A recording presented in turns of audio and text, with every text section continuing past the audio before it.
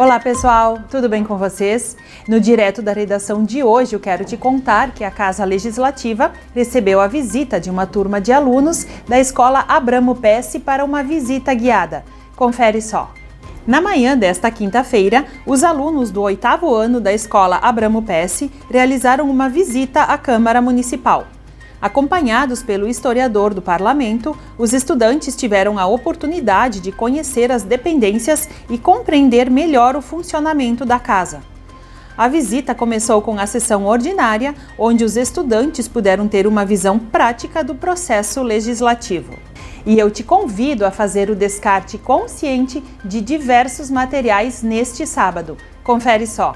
O drive-thru do Caxias Lixo Zero ocorre das 8 horas da manhã às 2 horas da tarde e é promovido pelo Coletivo Lixo Zero de Caxias do Sul, com o apoio da Câmara Municipal e da Secretaria Municipal do Meio Ambiente, e visa a coleta de materiais que exigem destinação específica ou que dificilmente serão reciclados se forem depositados nos contêineres públicos de coleta de lixo.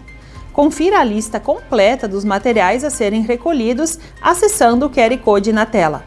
Em caso de mau tempo, o evento será adiado. E eu também quero te convidar a participar da poda das pareiras da fachada da casa.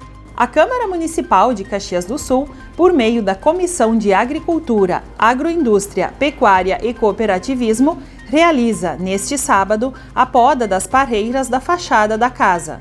A atividade acontece a partir das 8 horas da manhã e é aberta à comunidade e contará com a participação de produtores de uva locais. Durante a atividade, eles darão uma aula prática sobre técnica de poda. O objetivo é oportunizar a vivência e a experiência da poda da videira, prática fundamental para garantir novas brotações e a próxima safra de uva. Vamos participar destas ações tão importantes. Este foi o Direto da Redação de hoje. Até a próxima!